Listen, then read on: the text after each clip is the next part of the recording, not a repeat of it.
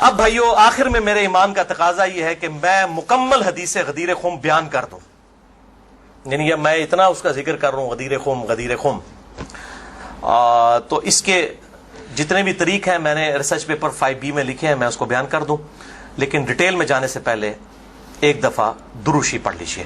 اللہم صلی علی محمد وعلی آل محمد کما صلیت علی ابراہیم وعلی آل ابراہیم انک حمید مجید، اللہم بارک علی محمد وعلی آل محمد کما بارکت علی ابراہیم وعلی آل ابراہیم انک حمید مجید۔ عثمان بھائی یہ والا ایسی بھی چلا دیں، کریٹیکل ریکارڈنگ ہو چکی ہے، یہ ریکارڈنگ میں آواز آ جاتی ہے اس بڑے ایسی کہ آپ چلا دیجیے انشاءاللہ۔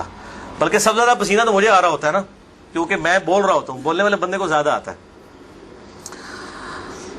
بھائیو صحیح مسلم میں حدیث ہے انٹرنیشنل نمبر کے مطابق 553 آپ صلی اللہ علیہ وآلہ وسلم نے ارشاد فرمایا کہ جو شخص وضو کرنے کے بعد ایک دفعہ پڑھ لے اشہد ان لا الہ الا اللہ وحدہ لا شریک لہ واشہد ان محمدا عبدہ ورسولہ،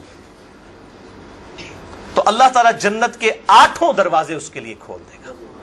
الحمدللہ، تو جنت کے 8 دروازوں کی نسبت سے میں نے ریسرچ پیپر نمبر یہ 5B واقعہ کربلا کا حقیقی پس منظر 72 صحیح الاسناد حدیث کی روشنی میں، جس میں 150 طریق میں نے اہل سنت کی کتابوں سے جمع کیے ہیں، اس میں 33 نمبر پہ میں نے حدیث غدیر خم کے سارے طریق جمع کر دیے ہیں جو مین تھے، 8 طریق جمع کیے ہیں، اور میں 8 کے 8 یہاں پہ بیان کروں گا، ظاہر تھوڑے تھوڑے الفاظ کے فرق کے ساتھ ہیں، اور پھر انشاءاللہ یہ ہماری گفتگو کنکلوڈ ہو جائے گی انشاءاللہ تعالی۔ 33 نمبر پہ ہے بھائیو غدیر خم کی جو حدیث ہے، اس پہ اہل سنت اور اہل تشیع کا اجماع ہے، یہ حدیث متواتر ہے۔ چند احادیث ہیں جو متواتر ہیں، ان میں سے ایک وہ حدیث ہے جو صحیح مسلم میں پہلی حدیث ہے، بخاری میں موجود ہے، جس نے میری طرف جھوٹی حدیث منسوب کی وہ اپنا مقام دوزخ میں دیکھ لے، بولے اعوذ باللہ تعالی۔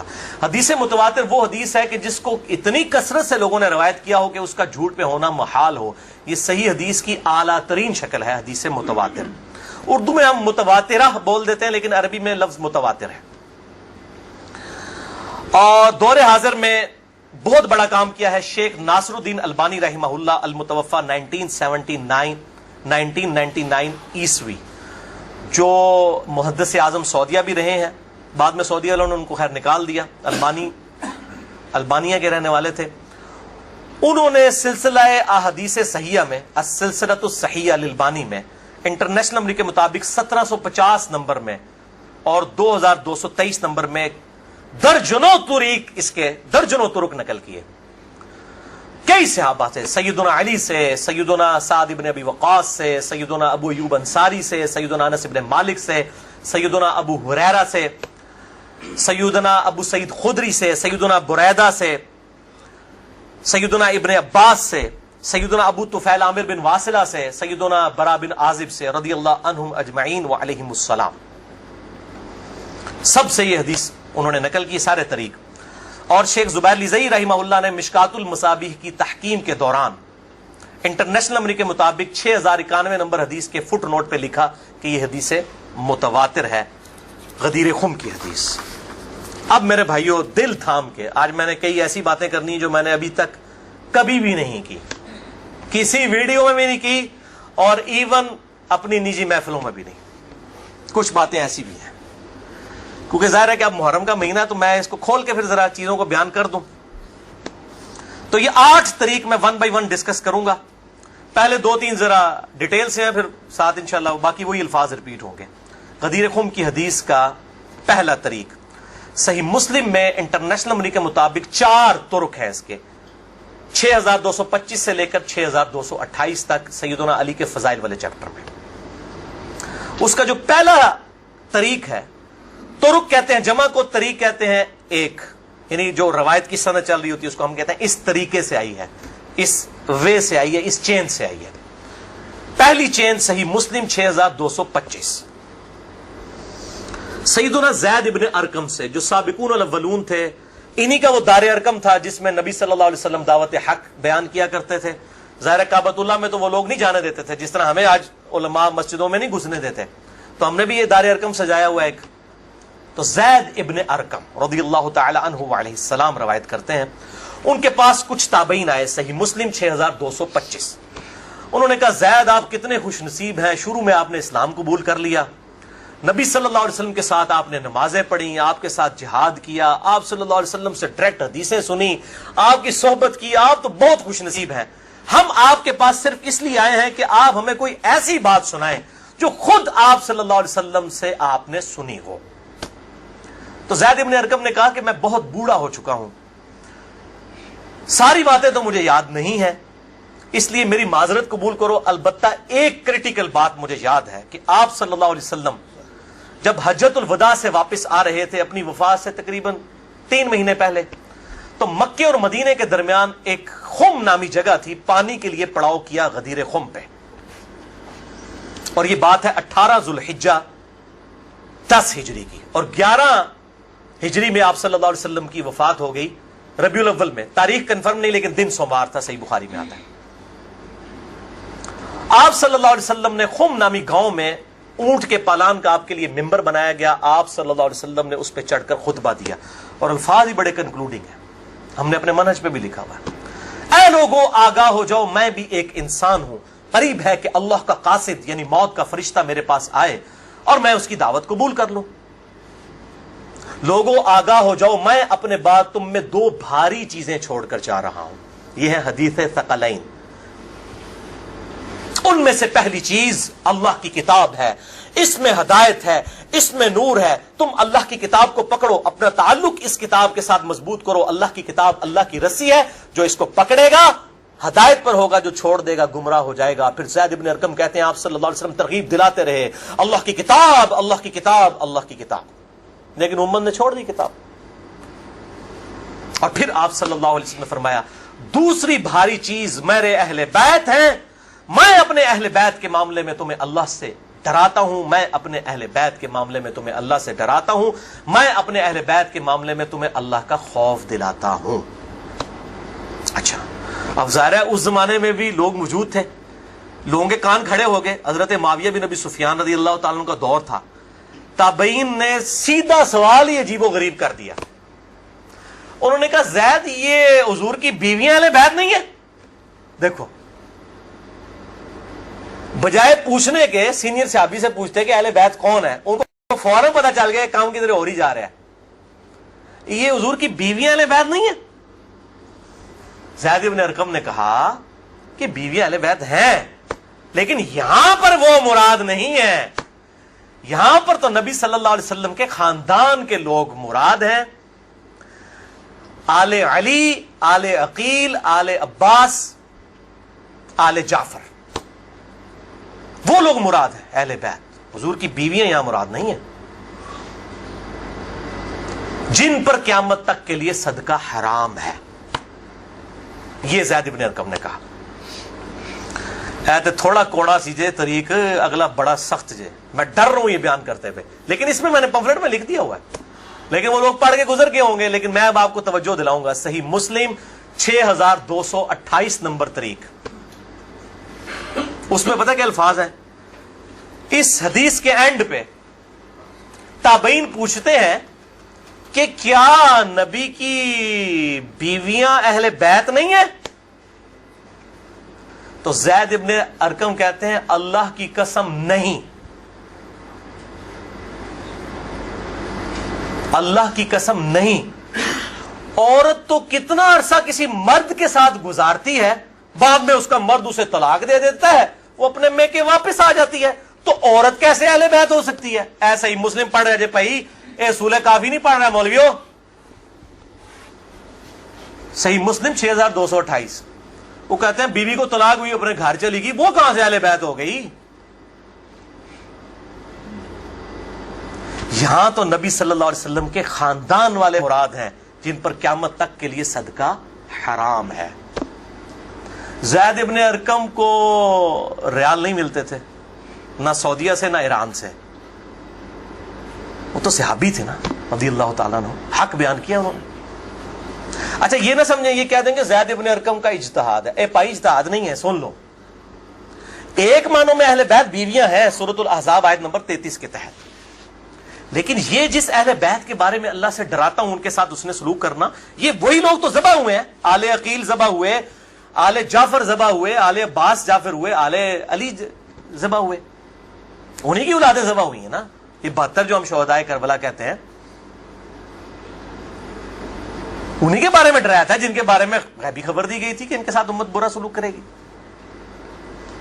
اچھا، یہ زید ابن ارقم کا اجتہاد نہیں ہے میرے بھائیوں، اس کی سپورٹ میں صحیح مسلم سے 2 مرفوع حدیثیں اپنے محبوب صلی اللہ علیہ وسلم کی حدیثیں بیان کرتا ہوں. سنیں پہلی حدیث انٹرنیشنل نمبر کے مطابق صحیح مسلم میں 6261 نمبر.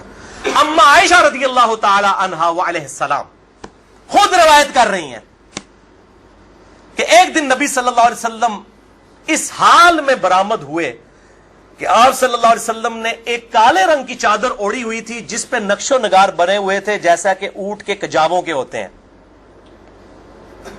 کالے رنگ کی منقش چادر اوڑھی ہوئی تھی. اتنے میں سیدنا حسن آئے، آپ صلی اللہ علیہ وسلم نے ان کو اپنی چادر کے نیچے لے لیا. پھر سیدنا حسین آئے، ان کو اپنی چادر کے نیچے لے لیا. پھر سیدہ فاطمہ آئی، ان کو اپنی چادر کے نیچے لے لیا. پھر سیدنا علی آئے، ان کو بھی اپنی چادر کے نیچے، ان چاروں کو لیا. اور 5ویں خود، جس سے 5 تن پاک کا ہم کانسیپٹ لیتے ہیں، 5 اس چادر کے نیچے لیا. سیدہ عائشہ کو نہیں لیا. پوائنٹ ٹو بی نوٹڈ، وہ راوی ہیں، وہ دیکھ نہیں ہے منظر. اور اما عائشہ دیکھ لیں کتنی منصف مزاج تھی، انہوں نے یہ روایت بیان کر دی. ورنہ کسی درجے میں اپنے بارے میں بھی سوچ سکتی تھی کہ مجھے نہیں لیا گیا. لوگ کل کو سوال کریں گے کہ آپ کو کیوں نہیں لیا گیا، آپ اہل بیت نہیں تھیں، یقیناً تھی. لیکن یہ والا معاملہ جو ہے وہ ایکسٹرا آرڈنری ہے، اسپیشل پروٹوکول ہے. چادر کے نیچے لیا. پھر آپ صلی اللہ علیہ وسلم نے سورۃ الاحزاب کی آیت نمبر 33 پڑھی، انما یرید اللہ لیذھب عنکم الرجس اہل البیت ویطہرکم تطہیرا. اے نبی کے گھر والو، اللہ تو صرف یہی چاہتا ہے کہ ہر طرح کی ناپاکی تم سے دور کر دے اور تمہیں خوب صاف ستھرا کر دے. راویہ اما عائشہ ہیں، خود چادر کے نیچے نہیں ہیں. علی، حسن، حسین اور سیدنا علی ہیں، سیدہ فاطمہ ہیں، اور نبی صلی اللہ علیہ وسلم 5ویں خود. تو زید ابن ارقم نے کوئی غلط بات نہیں کی ہے، ان کو یہ حدیثیں پتہ تھیں. اور دوسری حدیث صحیح مسلم سے ہی انٹرنیشنل نمبر کے مطابق 6220 نمبر. یہ بڑی لمبی حدیث ہے، میرا ٹاپک کسی دوسری طرف چلا جائے گا اور کچھ بن جانا ہے. چونکہ میں اس کو لکھ چکا ہوں ان 150 روایتوں والے 72 والے احادیث والے، لہذا میں اس کا ایک پورشن بیان کرنے لگا ہوں.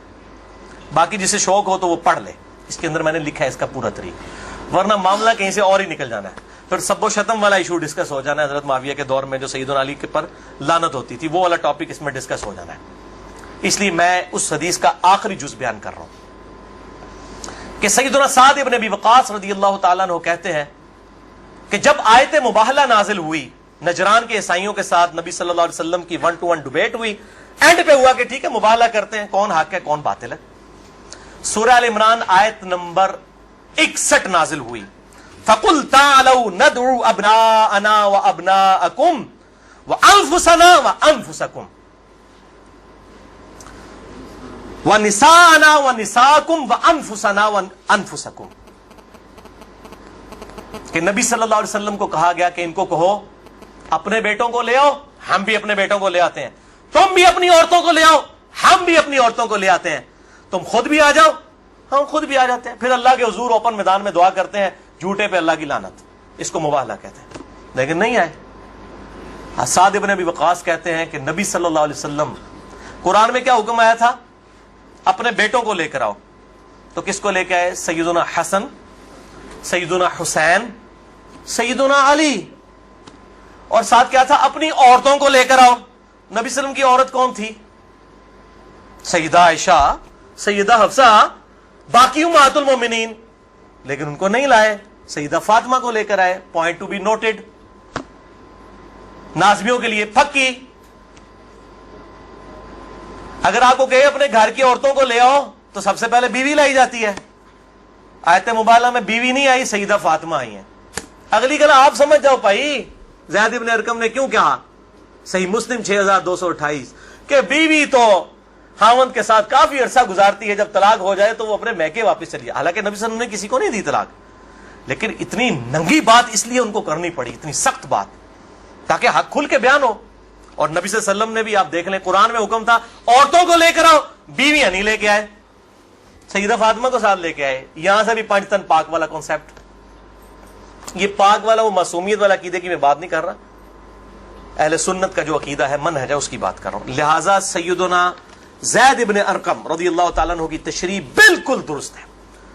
तीसरा तरीक, इमाम इब्न अबी आसिम की किताब अस-सुन्ना 1158 नंबर हदीस है। सैयदना अली रज़ियल्लाहु ताला अन्हु खुद रावी हैं कि गदीर खुम पे आप सल्लल्लाहु अलैहि वसल्लम ने सहाबा को जमा करके कहा कि ए मेरे सहाबा, क्या तुम अल्लाह को रब मानते हो, मुझे अपना पैगंबर मानते हो? साहब ने कहा भला या रसूलल्लाह, क्यों नहीं। फिर कहा क्या तुम अल्लाह और उसके रसूल को सब लोगों से बढ़कर महबूब समझते हो? उन्होंने कहा क्यों नहीं।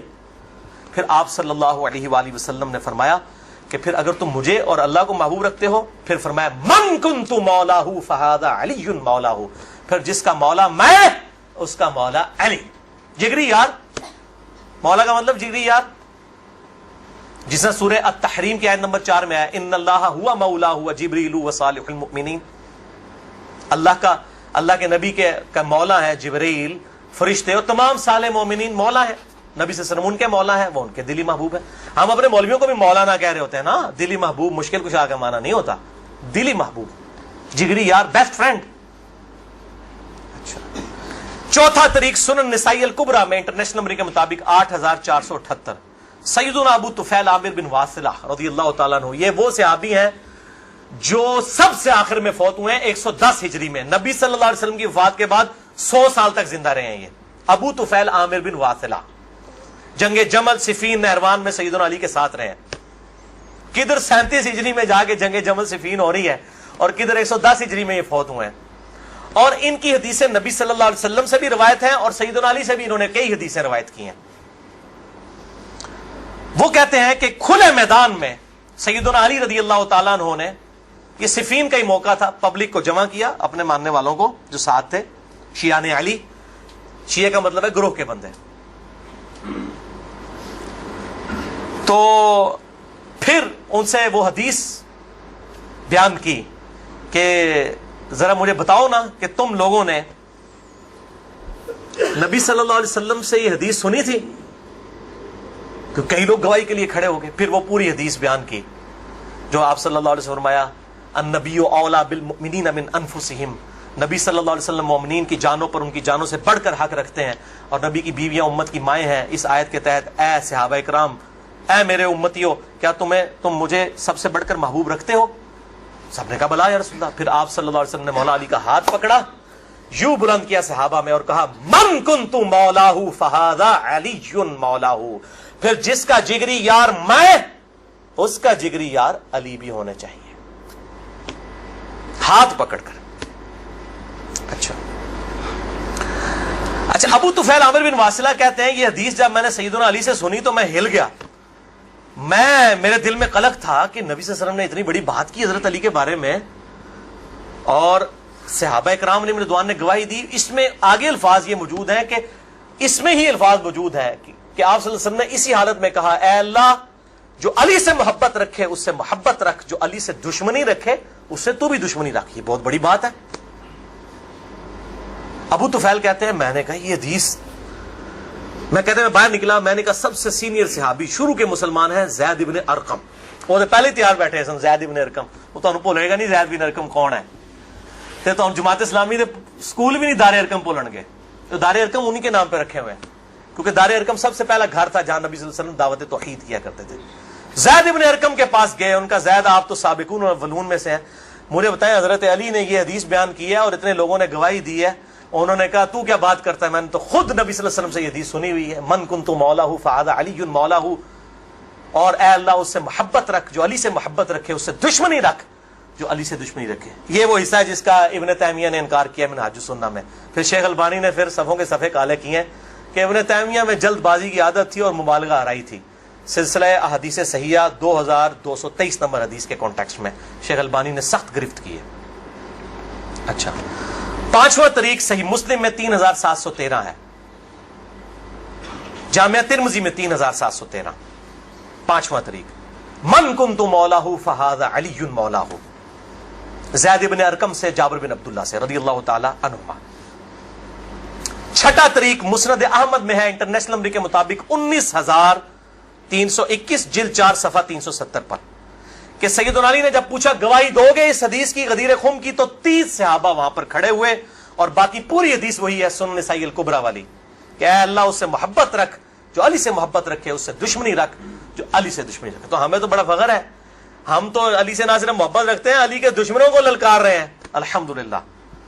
تو اللہ تعالیٰ اسی عمل کے سبب، اس عمل کا وسیلہ اللہ کے حضور پیش کرتے ہیں کہ اللہ تعالیٰ ہمیں محبوب رکھے، آمین۔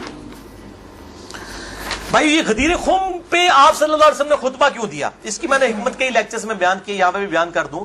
یہ آپ خطبہ حجۃ الوداع پہ بھی دے سکتے تھے، وہ روایتیں ضعیف ہیں۔ غدیر خم اس موقع پر پہنچ کر سب لوگ عرب کے جا چکے تھے سوائے اہل شام کے اور اہل مدینہ کے، اور اہل شام صفین میں سیدنا علی کے خلاف کھڑے ہوئے، اور اہل مدینہ میں جو کچھ لوگ تھے انہوں نے اہل مدینہ کے ساتھ زیادتی کی، کچھ ان کے ساتھ زیادتیاں ہوئی۔ اہل مدینہ اور اہل شام کو اصل میں ڈرایا گیا، کیونکہ واقعہ ہرہ میں اہل مدینہ کے ساتھ ظلم کیا یزید نے، اور صفین میں جو ہے وہ حضرت معاویہ جو فوج لے کے آئے وہ شامیوں کی تھی۔ اس لیے نبی صلی اللہ علیہ وسلم نے حضرت علی کے بارے میں یہ کرٹیکل حدیث وہاں پر بیان کی تاکہ شامیوں کو اور اہل مدینہ کو ڈر سنا دیا جائے۔ یہ اس کی ٹیکنیکل ریزن تھی، یہ کوئی خلافت والا معاملہ نہیں تھا۔ وہ تو بخاری اور مسلم کی متفق علیہ حدیث ہے، صحیح بخاری میں 4460 نمبر حدیث ہے۔ سیدنا طلحہ نے جب پوچھا عبداللہ ابن ابی اوفا سے کہ بتائیے کیا نبی صلی اللہ علیہ وسلم نے اپنا وصی کسی کو منایا؟ انہوں نے کہا کسی کو نہیں منایا، آپ نے ہمیں قرآن پر چلے رہنے کی وصیت کی تھی۔ یہ جو وصی رسول والا ایشو ہے یہ اجماع صحابہ ہے، میں نے پورا لیکچر ریکارڈ کروا دیا ہے، مسئلہ نمبر 55B، وصی رسول کون ہے اور حدیث قرطاس کا تحقیقی جائزہ۔ وصی رسول نہ سیدنا ابو بکر ہے نہ سیدنا علی ہے، بلکہ قرآن حکیم ہے۔ سیدنا ابو بکر کی جو خلافت اسٹیبلش ہوئی وہ اجماع صحابہ تھا رضی اللہ عنہم اجمعین وعلیہم السلام۔ یہ سارے طریق میں جتنے بیان کر رہا ہوں نا یہ آپ کو مل جائیں گے سلسلہ احادیث صحیحہ میں 1750 نمبر شیخ البانی کے اور 2223 میں۔ سیکنڈ لاسٹ ترک 7واں المستدرک للحاکم میں انٹرنیشنل نمبر کے مطابق 4711 زید ابن ارقم سے۔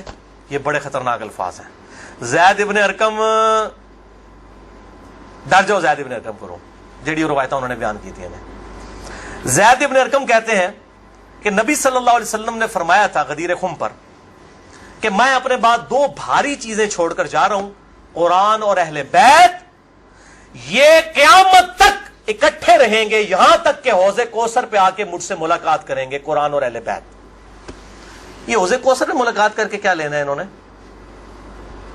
بخاری اور مسلم کی حدیث ہے انصار تم پر ظلم ہوگا، صبر کرنا یہاں تک کہ حوض کوثر پہ مجھے آ کے ملنا۔ بخاری مسلم میں حدیث ہے انصار کی محبت ایمان کی علامت ہے۔ انصار پہ ہی تو ظلم کیا گیا، واقعہ ہرہ کیوں ہوا تھا؟ قتل حسین کے بعد انصار کی اولاد نے بیعت یزید کی توڑ دی تھی، اسی کی وجہ سے اس کو غصہ آیا، کہا انصار صبر کرنا یہاں تک کہ مجھے حوض کوثر پہ کیا مٹھائی کھلائی جائے گی؟ نہیں، بخاری اور مسلم کی متفق علیہ حدیث ہے میرے حوض کوثر پہ کچھ لوگ آئیں گے اور میں کہوں گا اصحابی اصحابی، یہ تو میرے صحابہ ہیں۔ ایک روایت میں اسیحابی اسیحابی، تو میرے ساتھی ہیں، میرے صحابی ہیں۔ یہ کیا کرتے ہیں جس طریق میں آتا ہے نا امتی امتی، وہ نکال کے تو بریلوی دیوبندیوں کے اوپر لگانا شروع کر دیتے ہیں۔ اور صحابی صحابی لکھے نا مکتبۃ شاملہ میں، بخاری مسلم میں کھل جائیں گے۔ تو آپ صلی اللہ علیہ وسلم فرماتے ہیں کہ میں جب ان کو حوض کوثر سے پلانے لگوں گا میرے ان کے درمیان ایک دیوار کھڑی کر دی جائے گی اور مجھے کہا جائے گا اللہ کے نبی آپ کو نہیں پتا آپ کی وفات کے بعد یہ لوگ دین سے الٹے قدم پھر گئے تھے، انہوں نے دین میں بدعتیں جاری کر فرماتے ہیں میں کہوں گا سحقن سحقن لمن غیر بعدی سحقن سحقن لمن بدل بعدی، ان پر پھٹکار ہو جنہوں نے میری وفات کے بعد میرا دین بدل دیا، جنہوں نے میری وفات کے بعد میرے دین میں تغیر کر دیا۔ اب یہ ایک اور پنڈورا باکس ہے، اس کو بھی میں یہاں پر کلوز کرتا ہوں۔ جسے شوق ہو میری زندگی کا اہم ترین لیکچر مسئلہ نمبر 96 عظمت صحابہ رد المنافقین اور سنی شیعہ کے اختلاف کا تحقیقی جائزہ اہل سنت پاک.com پر جو ہے وہ دیکھ لیں۔ ہر ایک چیز میں سے ایک جن برآمد ہوتا ہے۔ 8واں طریق اس سے ریلیٹڈ ہے، غدیر خم کا تو نہیں لیکن ریلیٹڈ ہے، اس لیے میں نے اس کو بیان کرنا ضروری سمجھا۔ المستدرک للحاکم میں انٹرنیشنل نمبر کے مطابق 4628۔ اس جتنی میں حدیثیں بیان کر رہا ہوں شیخ البانی، شیخ زبیر لزئی، امام ذہبی، امام حاکم رحمہم اللہ اجمعین تمام نے ان کی تصحیح کی ہوئی ہے۔ میں کو کار بیک نہیں، عالم ضعیف حدیثیں بیان کر رہا نا جو قواعد اللہ سناولی کرتا ہے، تو بھائی جی 10 گھنٹے نہ مکن حدیثاں، میں صرف صحیح حدیثیں بیان کر رہا ہوں جن کے اوپر اتفاق ہے سب کا۔ یہ حدیث بھی بڑی اہم حدیث ہے۔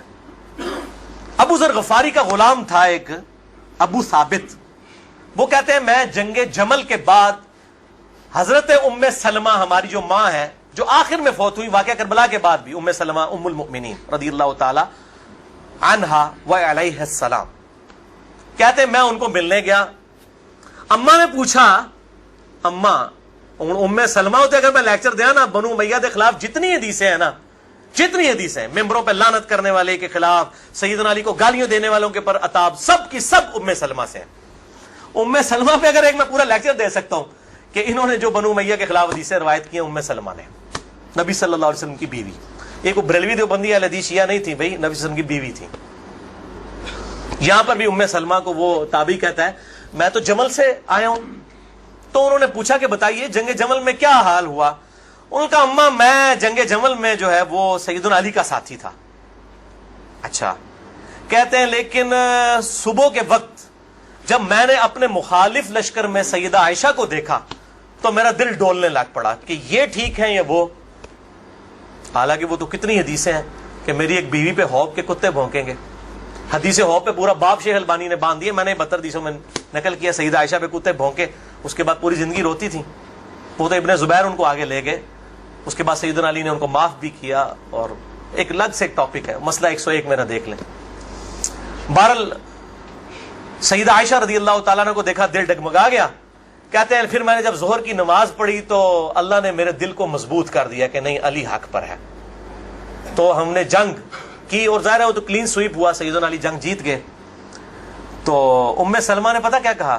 انہوں نے یہ نہیں کہا کہ یہ مشاجرات صحابہ مجھ سے کیوں ڈسکس کر رہے ہو، دو ہی ٹھیک نے، انہوں نے کہا ابو ثابت تو نے بڑا ہی اچھا کام کیا، میں حضور کی بیوی ہوں، میں نے خود نبی صلی اللہ علیہ وسلم سے یہ بات سنی تھی کہ قرآن اور علی یہ قیامت تک ساتھ رہیں گے یہاں تک کہ یہ مجھے حوض کوثر پہ آ کر ملے۔ اس سے مراد نہیں کہ حضرت علی زندہ رہیں گے، مراد یہ ہے کہ علی کا جو سٹانس ہے اور قرآن یہ ساتھ ہیں، دونوں علی اور قرآن ساتھ رہیں گے یہاں تک کہ حوض کوثر پہ آ کے مجھے ملے۔ اوتھے نازمیاں دی لگے گی پھینٹی، حوض کوثر تے تم ملن گے تو پھر یہی کچھ ہوئے گا نا، سحقن سحقن لمن غیر بعدی، وہاں پہ یہ ہوگا۔ اچھا، تو یہ الحمدللہ سارے طریق مکمل ہوئے۔ آخر میں 3 حدیثیں بیان کر کے اس کو کنکلوڈ کرتا ہوں۔